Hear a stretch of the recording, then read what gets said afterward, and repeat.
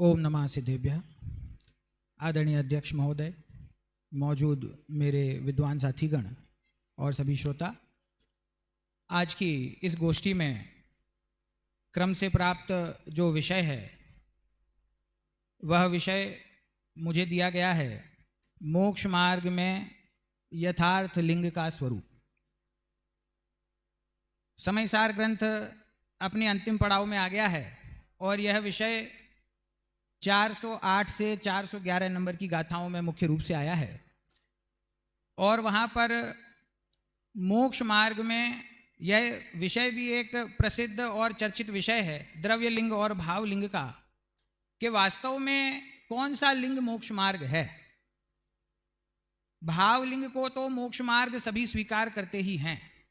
प्रश्न तो यह है कि क्या द्रव्य लिंग भी मोक्ष मार्ग है अथवा भावलिंग और द्रव्य लिंग दोनों का मिश्रण मोक्ष मार्ग है। किसे मोक्ष मार्ग मानना, तो इसका अनेक प्रकार से विस्तार अनेक ग्रंथों में संभव है, लेकिन यहाँ समय की सीमितता होने से और जो विषय मुझे दिया गया है समयसार की गाथाओं के आधार से ही हम उसकी चर्चा करेंगे। तो 408वीं गाथा प्रारंभ होती है, उससे पूर्व 405 से 407 गाथाओं में एक विषय आया है, 3 गाथाओं में। वो अत्यंत संक्षेप में आपको बताऊंगा क्योंकि वह इस विषय की भूमिका है। तो आचार्य देव वहां कहते हैं कि आत्मा है वह अमूर्तिक है। ये तो हम सभी स्पष्ट रूप से जानते हैं कि आत्मा अमूर्तिक है, इसीलिए वह आहारक नहीं है, वह आहार को ग्रहण नहीं करता। आहार मूर्तिक है क्योंकि वह पुद्गल द्रव्यमय है। ठीक है, तो आचार्य देव कहते हैं कि जो यह जीव है, विशुद्ध आत्मा है, यह विशुद्ध आत्मा अन्य जीवों को तथा अन्य जड़ द्रव्यों को किसी को भी ना तो ग्रहण करता है और ना ही उनका त्याग करता है। वहां 2 एक शब्द आए हैं विशेष, एक प्रायोगिक और एक वैश्विक, कि ऐसे गुण आत्मा में होने के कारण अर्थात स्वयं से ही अनादि से ही सहज ही उसका स्वभाव ऐसा है कि वो अन्य जीवों को तथा द्रव्यों को ग्रहण नहीं करता, और जब ग्रहण नहीं करता तो ग्रहण पूर्वक त्याग करने का भी प्रश्न नहीं है। तो सारांश उन्होंने बताया कि यह देह जो है वह मूर्तिक है और मूर्तिक देह से आत्मा अत्यंत भिन्न है। तो जो मुझसे अत्यंत भिन्न है, जिसको मैं ग्रहण ही नहीं करता, ऐसी देह में, ऐसी देह का जो चिन्ह है, जो लक्षण है, जो लिंग है, जो बाह्य वेश है, वो आत्मा का कैसे हो सकता है। जब देह ही हमारी नहीं है तो उस देह में मौजूद जो लक्षण है वो हमारा कैसे हो सकता है, और विशेष रूप से वह लिंग मेरे मोक्ष का कारण कैसे हो सकता है, ये भूमिका है। और इसके बाद 408वीं गाथा, 9वीं, 10वीं और 11वीं 4 गाथाओं में ये द्रव्यलिंग अथवा भावलिंग कौन मोक्ष का मार्ग है इसकी चर्चा की है। और आचार्य देव ने बिना किसी लाग लपेट के, बिना कोई अपेक्षा के सीधी चर्चा की है कि कुछ अज्ञानी जीव द्रव्य लिंग से ही मोक्ष मार्ग मान करके मुनि लिंग अथवा गृहस्थ लिंग को धारण करते हैं। क्या कहा? कुछ अज्ञानी जीव मात्र द्रव्य लिंग से ही मोक्ष मार्ग मानकर मुनि लिंग, अथवा वहां एक शब्द आया है पाषंडी लिंग, तो उसका अर्थ है रूढ़ी से मुनि, तो मुनि लिंग अथवा गृहस्थ लिंग विशेष प्रकार का धारण करके और ऐसा समझते हैं कि यही सच्चा मोक्ष मार्ग है। परंतु आचार्य देव कहते हैं परंतु वास्तव में यह जो द्रव्य लिंग है यह मोक्ष मार्ग नहीं है। फिर उन्होंने अगली गाथा में उसका न्याय दिया कि यदि यह द्रव्य लिंग ही मोक्ष मार्ग होता तो अरहंत परमात्मा का उदाहरण दिया कि अरहंत परमात्मा द्रव्य लिंग का त्याग करके अपने ज्ञान दर्शन चारित्र का ही सेवन क्यों करते। आचार्य देव कहते हैं कि अरहंत परमात्मा ने द्रव्य लिंग का त्याग किया है और वे अपने दर्शन ज्ञान चारित्र रूप स्वभाव को ही सेवन करते हैं। इससे यह सिद्ध होता है कि अरहंत परमात्मा, क्यों उन्होंने ऐसा किया, कि अरहंत परमात्मा को देह के प्रति अत्यंत निर्ममत्व का भाव है, पूर्ण वीतरागता का परिणाम है। तो देह के प्रति जब वे निर्ममत्व हैं तो देह में मौजूद जो द्रव्य लिंग है उसके प्रति उनकी कोई भी आसक्ति का परिणाम कैसे हो सकता है। तो अरहंत परमात्मा ने द्रव्य लिंग का त्याग किया और वे स्वयं अपने दर्शन ज्ञान चारित्र का सेवन करते हैं। इसके आगे फिर से आचार्य देव ने अगली गाथा में न्याय दिया है कि देखिए जो मोक्ष अवस्था है अथवा अरहंत अवस्था है, और सिद्ध 2 अवस्थाएं हैं, ये अरहंत और सिद्ध दशा जो है वो कौन सी दशाएं हैं कि वो कर्मों के अभाव के निमित्त से प्रकट होने वाली जीव की शुद्ध अवस्था है ना। तो कह रहे हैं कि जो जीव की पूर्ण शुद्ध अवस्था है, उस पूर्ण शुद्ध अवस्था का कारण जीव के ही परिणाम होने चाहिए। कोई अन्य द्रव्य मेरी शुद्ध अवस्था का कारण कैसे हो सकता है? तो जीव की शुद्ध अवस्था जो है मोक्ष रूप, उसका कारण मोक्ष मार्ग है, वो भी जीव के परिणाम होना चाहिए। तो वे कहते हैं ये जो द्रव्य लिंग है, ये द्रव्य लिंग तो शरीर के आश्रित होने से पर द्रव्य है, और जो ज्ञान दर्शन चारित्र हैं वे ज्ञान दर्शन चारित्र जीव के स्वयं अपने भाव हैं, वो उसके स्वद्रव्य हैं। और द्रव्य लिंग जो है वो शरीर आश्रित होने से पर द्रव्य है। और एक महासिद्धांत यह है कि एक द्रव्य दूसरे द्रव्य का कोई कार्य कर नहीं सकता। तो जब एक द्रव्य दूसरे द्रव्य का कोई कार्य नहीं कर सकता, तो शरीर आश्रित द्रव्य लिंग मेरे मोक्ष का कारण कैसे बन सकता है? इसीलिए यह सिद्ध होता है, वहां तो 411 नंबर की गाथा में बहुत सुंदर शब्द हैं कि द्रव्य लिंग का त्याग करके अपने दर्शन ज्ञान चारित्र का ही सेवन करो, ऐसी सूत्र की अनुमति है। ऐसे शब्द का प्रयोग है, ऐसी सूत्र की अनुमति है कि द्रव्य लिंग का सेवन करना इसकी सूत्र अनुमति नहीं देता है। सूत्र अर्थात आगम, जिनेंद्र परमात्मा का उपदेश, वो हमें किसकी अनुमति देता है, किसकी आज्ञा देता है कि अपने दर्शन ज्ञान चारित्र का ही सेवन करें। तो इन गाथाओं का संक्षेप में भाव यही है कि वास्तव में जो मेरा शीर्षक है, विषय है कि मोक्ष मार्ग में यथार्थ लिंग का स्वरूप, कि यथार्थ लिंग क्या है। तो वहां उत्तर बस इतना ही दिया आचार्य देव ने कि दर्शन ज्ञान और चारित्र जो जीव के भाव हैं, बस यही वास्तव में यथार्थ लिंग है, चिन्ह है। आत्मा का चिन्ह क्या हो सकता है बताइए? शरीर की नग्न दशा या शरीर की वस्त्र सहित दशा, किसी भी प्रकार की दशा हो, क्या वह मेरे आत्मा का लक्षण हो सकती है?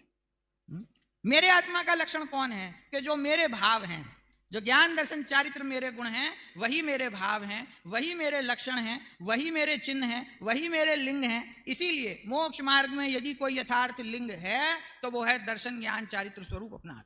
अब अंतिम और महत्वपूर्ण प्रश्न जो आप सबके मन में कुल बुलाना शुरू हो गया होगा और जो बहुत समय से हमेशा समाज में चर्चित रहता है कि यदि इस प्रकार से दर्शन ज्ञान चारित्र की मुख्यता से भावलिंग की ही आप बात करेंगे तो क्या द्रव्यलिंग के बिना मोक्ष की प्राप्ति संभव है?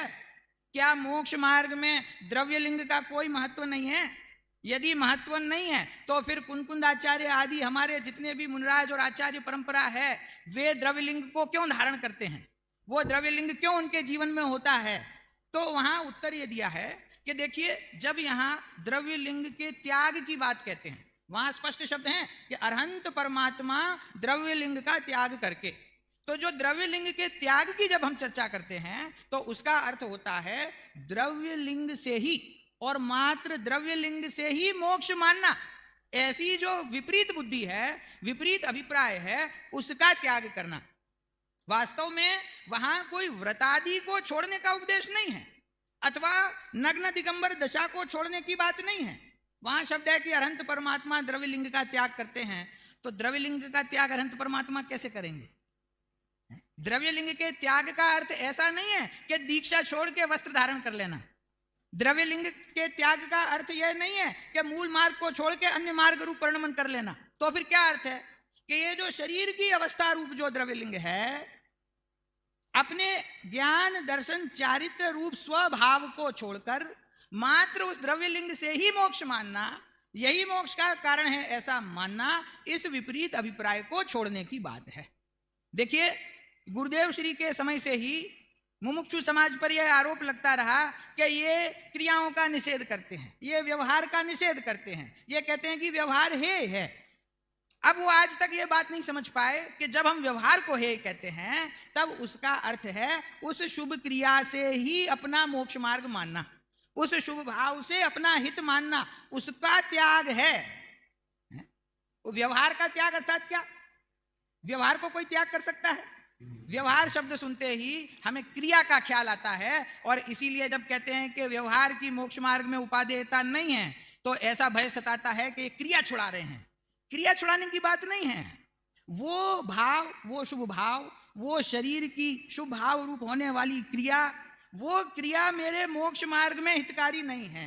वो मोक्ष मार्ग नहीं है, क्योंकि वो शरीर आश्रित है, वो परद्रव्य है। इसीलिए अनादिकाल के संस्कारवश यह जो अभिप्राय हमारा डेवलप हो गया है कि इसके बिना मोक्ष नहीं हो सकता, तो आत्मा की मुख्यता तो छूट जाती है और मुख्यता हो जाती है शरीर आश्रित संयम आदि क्रियाओं की, व्रतादि क्रियाओं की। और जब कहा जाता है कि यह द्रव्य लिंग है, यह मोक्ष मार्ग नहीं है, यह सच्चा लिंग नहीं है, तो घबराहट होती है कि ये तो लिंग को छोड़ने की बात करते हैं, वेश को छोड़ने की बात करते हैं।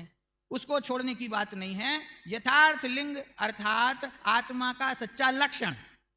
मैं आपसे ही पूछता हूं कि आत्मा का सच्चा लक्षण क्या हो सकता है? शरीर की नग्नता, बहिरंग परिग्रह का त्याग, वस्त्रादि का त्याग, यह आत्मा का लक्षण हो सकता है? या फिर ज्ञान दर्शन चारित्र यह आत्मा का लक्षण हो सकता है? क्योंकि यदि वो शरीर आश्रित संयमादिक को मोक्ष मार्ग मानेंगे, मोक्ष का कारण मानेंगे, तो फिर उन्होंने इसीलिए वो सीधा मजबूत उदाहरण दिया अरहंत परमात्मा का, कि अरहंत परमात्मा जब द्रव्य लिंग का त्याग करते हैं तो फिर तुम क्यों घबराते हो कि द्रव्य लिंग छोड़ने से मोक्ष मार्ग छूट जाएगा? तो इसका अर्थ है कि वो द्रव्य लिंग जिस देह के आश्रित है, उस देह मात्र से अरहंत परमात्मा का निर्ममत्व का परिणाम है। राग वहां से छूट गया है और इसीलिए एकमात्र अपने दर्शन ज्ञान चारित्र स्वरूप भगवान आत्मा में ही वे रमते हैं, उन्हीं भावों का सेवन करते हैं। और उन्हीं भावों का सेवन वही वास्तव में, अभी आपने विषय सुना, निश्चय चारित्र है, मोक्ष का मार्ग है, मोक्ष का कारण। नियम सार आपने आदरणीय सुमत जी भाई साहब के मुंह से आप सुन रहे हैं, उसमें 131 नंबर का कलश है निश्चय प्रत्याख्यान अधिकार में, उसमें भी यही बात है कि अपने निर्द्वंद्व निरूपम आत्मिक सुख का जो जीव अनुभव कर लेता है, ऐसा सुकृतमय शब्द क्या दिया है? सुकृतमय। सुकृत किसे कहते हैं? पुण्य को, प्रशस्त भाव को। सुकृत और दुष्कृत, दुष्कृत अर्थात पाप का भाव और सुकृत अर्थात पुण्य का भाव। तो कह रहे हैं जो अपने आत्मा के अतीन्द्रिय आनंद का अनुभव कर लेता है, ऐसा सुकृतमय जीव, मुनिराज की बात चल रही है ना, नियमसार ग्रंथ है, ऐसे सुकृतमय जीव जिनके जीवन में उत्कृष्ट प्रकार का पुण्य है, जिनकी क्रिया अत्यंत उत्कृष्ट है, जिनके अत्यंत मंद कषाय वर्तती है, ऐसे सुकृतमय जीव उस सुकृत का त्याग करके अपने दर्शन ज्ञान चारित्र स्वरूप आत्मा का सेवन करते हैं और उसमें स्थिर होते हैं। तो अब यहां प्रश्न उठता है कि मुनिराज सुकृत का को छोड़ देते हैं, कैसे छोड़ देते हैं? 3 कषाय चौकड़ी का जिनके अभाव वर्तता है, ऐसे भावलिंगी मुनिराज की बात चल रही है। अब वो सुकृत परिणाम को छोड़ेंगे तो कैसे छोड़ेंगे? तो कहते हैं सुकृत अर्थात पुण्य भाव से मोक्ष नहीं होता, ऐसा स्वीकार करना, ये ही सुकृत को छोड़ना है। और उनकी 6ठे 7वें गुणस्थान की भूमिका के अनुसार जो रागांश अभी बाकी है, जो अंतिम कषाय चतुष्क बाकी है, उसके कारण से जो कुछ शुभ भाव है वो अपने स्थान पर है, पर उसका वे त्याग करते हैं, अर्थात उसको मोक्ष का कारण नहीं मानते। तो इस प्रकार इन गाथाओं का सारांश यह है कि मोक्ष मार्ग में यदि कोई यथार्थ लिंग है तो वह अपना दर्शन ज्ञान चारित्र स्वरूप अपना भाव है, और अन्य देहादिक के आश्रित जो द्रव्य लिंग है वो वास्तव में सच्चा कारण नहीं है। परंतु जिनके अंतरंग में विशुद्धता होती है, दर्शन ज्ञान चारित्र निश्चय से जिन्हें प्रकट हुआ है, ऐसे नग्न दिगंबर वीतरागी संतों के, ऐसे मोक्ष मार्गी जीवों के भूमिका के अनुसार बाह्य संयम, व्रत, नियम, द्रव्य, जो हम जिसकी बात कर रहे हैं द्रव्य लिंग, वो द्रव्य लिंग उनके सहज ही मौजूद होता ही होता है। वो निश्चय मोक्ष मार्ग के साथ में अनिवार्य रूप से सहचारी कारण है, लेकिन सिर्फ उसी को कारण मान लिया जाए तो फिर वो वास्तव में उस जीव को मोक्ष मार्ग प्रकट नहीं होता है। तो यथार्थ लिंग वह तो वास्तव में दर्शन ज्ञान चारित्र ही है, ऐसा सर्व अपेक्षाओं से समझकर अंतिम सत्य हमको इस प्रकार से स्वीकार करना चाहिए।